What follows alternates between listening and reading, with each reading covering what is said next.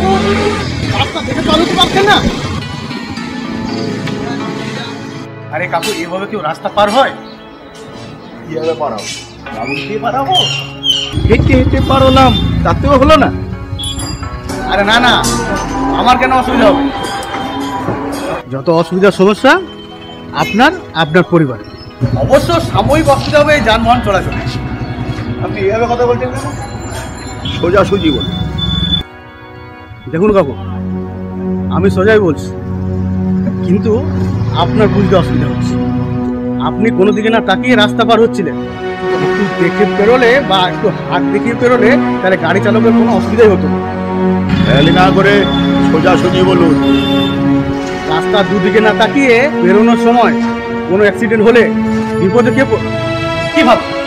আপনাকে আমি জ্ঞান দিচ্ছি, খেয়ালই করছি। Tata, good bye.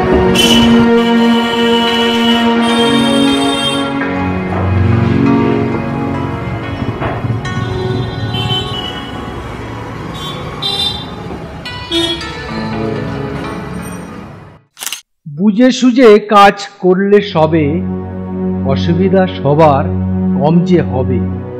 সময় অসময় কথা শুনলে তবে আপন পরিবার সুরক্ষিত রবে।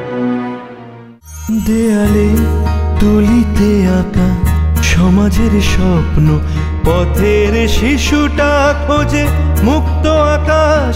দেয়ালে তুলিতে আঁকা সমাজের স্বপ্ন, পথের শিশুটা খোঁজে মুক্ত আকাশ। দয়া নয় সেবা দিয়ে মুছব চোখের জল, এটাই অনুভূতির বিকাশ। খুঁজে নিতে হবে শুধু এই অবকাশ, চাই শুধু আমরা এই সম্মান।